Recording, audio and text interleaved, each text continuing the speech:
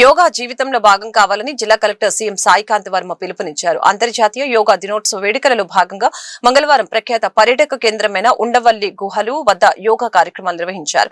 యోగాలో జిల్లా collector CM Saikanth వర్మతో పాటు జాయింట్ కలెక్టర్ అశుతోష్ శ్రీవాత్సవ ఇతర జిల్లా అధికారులు పాల్గొన్నారు. అయితే ఇందాక మన డాక్టర్ ప్రసన్న లక్ష్మి గారు మాట్లాడుతూ చాలా ఇంపార్టెంట్ పాయింట్ చెప్పారు.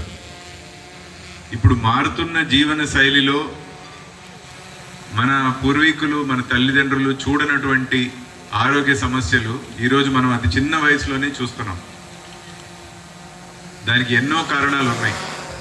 అయితే వాటి పరిష్కారం కూడా మన చేతిలోనే ఉందండి. ఈ ఉదాహరణకి యోగా అనేది మన దేశంలో నుంచి పుట్టి ఈరోజు ప్రపంచం అందరూ కూడా దీన్ని మెచ్చుకొని ఫాలో అయ్యే స్థితికి ఎదిగినటువంటి ఒక very very balanced and very powerful and impactful exercise regiment. ఇది మన పూర్వీకులు మన దేశం నుంచి మనందరికీ కూడా ఇచ్చినటువంటి ఒక గొప్ప గిఫ్ట్.